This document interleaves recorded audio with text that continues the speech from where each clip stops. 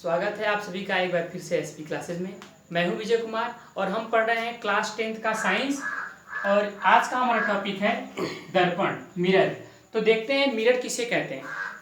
यदि किसी चिकने पारदर्शी माध्यम तल के एक पृष्ठ पर कलई या लाल ऑक्साइड का लेप, कलई या फिर लाल ऑक्साइड का लेप करके दूसरे पृष्ठ को पारदर्शक पृष्ठ बना दिया जाए तो यह निकाय दर्पण कहलाता है।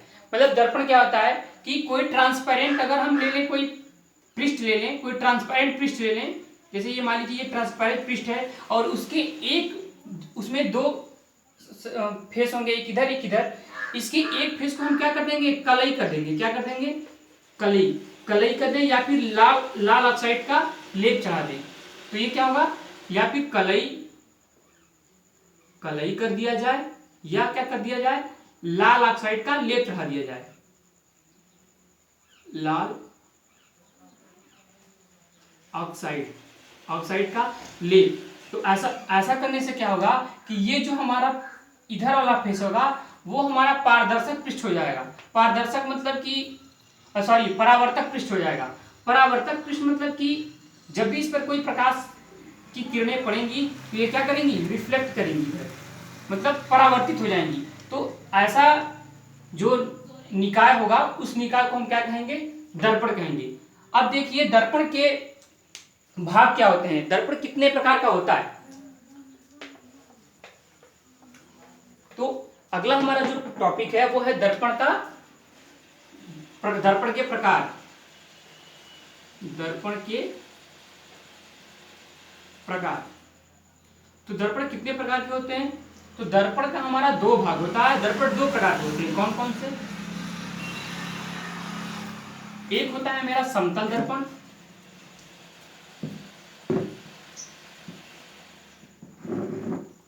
समतल दर्पण, और दूसरा होता है मेरा गोलीय दर्पण।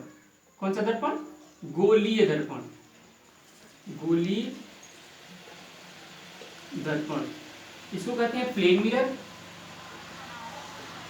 और इसको कहते हैं स्फेरिकल मिरर। स्फेरिकल मिरर, ठीक है। अब देखिए समतल दर्पण, ये दर्पण को दो भागों में बांटा गया है। पहला है समतल दर्पण और दूसरा है गोलीय दर्पण। और फिर गोलीय दर्पण को दो भागों में बांट दिया गया है। कौन कौन सा होता है गोलीय दर्पण? एक होता है अवतल दर्पण, अवतल दर्पण, और जो दूसरा होता है वो होता है मेरा उत्तल दर्पण। उत्तल दर्पण। अब पहले हम इसमें बात करेंगे पहले समतल दर्पण। तो समतल दर्पण क्या होता है? समतल दर्पण उसे कहते हैं कि वह दर्पण जिसका परावर्तक पृष्ठ क्या हो, समतल हो, बिल्कुल उसमें कोई भी कुछ भी ना हो, मतलब वो क्या हो, बिल्कुल समतल हो। तो समतल दर्पण किसे कहते हैं कि वह दर्पण जिसका परावर्तक पृष्ठ क्या हो, समतल हो, तो उसे क्या कहेंगे, समतल दर्पण। तो ये हमारा होगा समतल दर्पण। इस पर जब भी कोई पैरेलल लाइट पड़ेगी, ऐसे मान लीजिए दो पैरेलल लाइट पड़ती है, ऐसे किरण पड़ता है ऐसे, तो ये क्या होगा, ये पैरेलल ही रिफ्लेक्ट हो जाएगा बिल्कुल। ये समांतर, ये भी समांतर होगा, ये भी समांतर। तो ये जो आने वाली किरण होगी वो कौन सी किरण कहती है, आपतित किरण। आपतित किरण और आपतित किरण, और जो टकराने के बाद वापस चली जाएगी उसे क्या कहते हैं, परावर्तित किरण। परावर्तित किरण, ठीक है। अब देखिए, अब हम पढ़ेंगे, पहले इसका स्क्रीनशॉट ले लीजिए, फिर इसके बाद हम पढ़ते हैं समतल दर्पण के जो गुण होते हैं। समतल दर्पण में क्या गुण होता है, पर इसकी परिभाषा क्या लिखेंगे, इसकी परिभाषा लिखेंगे, वह दर्पण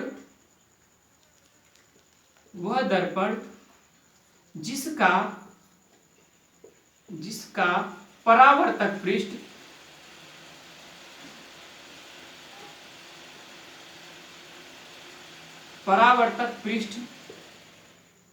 समतल हो,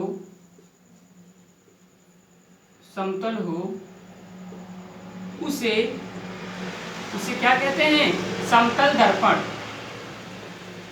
उसे क्या कहेंगे, समतल दर्पण कहते हैं। पहले आप इसका एक स्क्रीनशॉट ले लीजिए, फिर इसके बाद हम देखेंगे समतल दर्पण के गुण क्या होते हैं।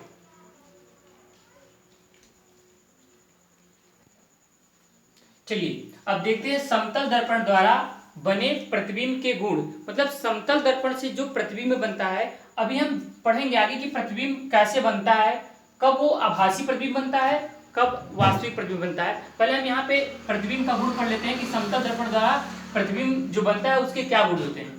तो देखिए पहला पॉइंट है, समतल दर्पण द्वारा बना प्रतिबिंब सदैव आभासी तथा सीधा होता है। मतलब समतल दर्पण से जब भी कोई प्रतिबिंब बनेगा, जब भी कोई इमेज बनेगा तो हमेशा वो आभासी बनेगा और वो सीधा बनेगा।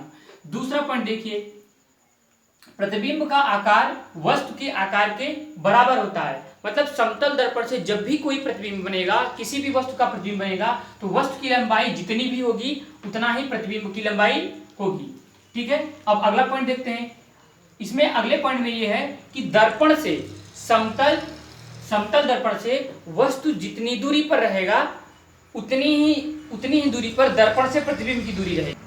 मतलब ये देखिए, जैसे यहाँ पे समतल दर्पण यहाँ पे है, मान लीजिए समतल दर्पण यहाँ पे है, तो यहाँ पर अगर कोई इमेज है, यहाँ पर अगर कोई इमेज है कितना दूरी पर, मान लीजिए कि 5 मीटर दूरी पर है, तो जो हमारा यहाँ प्रतिबिंब बनेगा वो भी, जो हमारा इमेज बनेगा, प्रतिबिंब बनेगा, वो भी कितनी दूरी पर बनेगा, दर्पण से कितनी दूरी पर बनेगा, 5 मीटर दूरी पर। यहाँ पर ये ऐसे प्रतिबिंब बन जाएगा। ठीक है, मतलब कि दर्पण से वस्तु की दूरी बराबर दर्पण से प्रतिबिंब की दूरी। अगला पॉइंट देखते हैं, ये बहुत ही इंपॉर्टेंट है, ये काफी इंपॉर्टेंट है, काफी हम लोग अपने प्रैक्टिकल में भी यूज करते हैं। क्या है, h ऊंचाई के मनुष्य को अपना पूर्ण प्रतिबिंब देखने के लिए समतल दर्पण को जो समतल दर्पण की ऊंचाई कम से कम मिनिमम कितना होना चाहिए, h/2 होना चाहिए। मतलब अगर ये दर्पण, मतलब कि अगर कोई 5 फीट का अगर कोई मैन है, तो उसको अपना पूरा प्रतिबिंब 5 फीट पूरा प्रतिबिंब देखने के लिए उसको कम से कम 2.5 फीट 2.5 फीट का मिरर चाहिए, तभी वो अपने पूरे प्रतिबिंब को आसानी से देख पाएगा। तो ये पॉइंट है, 1 2 3 4 पॉइंट है जो समतल दर्पण से बने प्रतिबिंब के गुण को दिखाता है। चलिए अब देखते हैं कि जो समतल दर्पण होता है, समतल दर्पण में एक उत्क्रमण हो जाता है। उत्क्रमण, उसमें क्या होता है, पार्श्व उत्क्रमण। तो पार्श्व उत्क्रमण होता क्या है, तो पार्श्व उत्क्रमण क्या कहते हैं, समतल दर्पण से पार्श्व बदलने, पार्श्व मतलब होता है साइड्स, बदलने की घटना को पार्श्व उत्क्रमण कहते हैं। अब देखिए पार्श्व उत्क्रमण क्या होता है, जैसे कि अगर हम समतल दर्पण ये ले लें, ये मेरा समतल दर्पण है और समतल दर्पण के आगे कोई डी लिखा हुआ है, जैसे मान लीजिए कुछ भी वर्ड है, जैसे मान लीजिए डी लिखा हुआ है, तो ये डी अगर ऐसे लिखा हुआ है तो जो हमारा डी दिखाई देगा वो इस टाइप में दिखाई देगा। तो इसका साइड बदलने की घटना ही क्या कहलाती है, पार्श्व उत्क्रमण।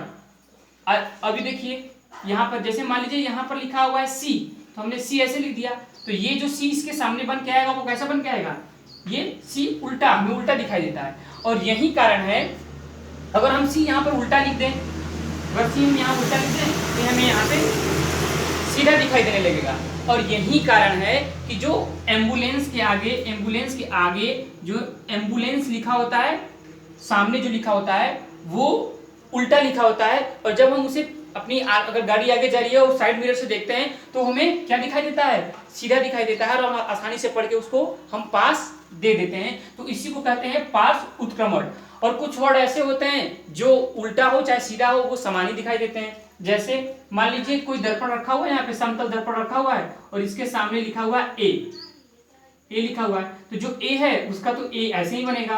और भी बहुत सारे वर्ड हैं, ये देखिए इसी प्रकार से ओ है तो ओ तो ओ ही तरह दिखाई देगा, और भी बहुत सारे हैं। तो इसमें हमें पार्श्व उत्क्रमण की घटना समझ में नहीं आती। और जैसे वी लिखा हुआ है तो वी में भी ऐसी केस होता है, डब्ल्यू लिखा हुआ है तो डब्ल्यू में भी यही कंडीशन होती है। तो कुछ वर्ड ऐसे होते हैं जिसमें पार्श्व उत्क्रमण होता तो है, लेकिन हमें ये समझ में नहीं आता कि हो रहा है कि नहीं हो रहा है। लेकिन बहुत उत्क्रमण सब में होता है, लेकिन बहुत सारे वर्ड ऐसे भी होते हैं जो हमें उल्टा दिखाई देने लगते हैं। और एम्बुलेंस का यही कारण है कि जो आगे फ्रंट में शीशे पे लिखा होता है एम्बुलेंस लिखा होता है वो उल्टा लिखा होता है, और जब हम इसे साइड से देखते हैं तो हमें सीधा दिखाई देता है। अब इसका स्क्रीनशॉट ले लीजिए। बाकी का आपको कोई भी दिक्कत हो किसी भी लेक्चर में कि सर ये टॉपिक छूट गया है तो आप हमसे पूछ सकते हैं, मैं जरूर बताऊंगा। आज के लिए इतना ही, थैंक यू।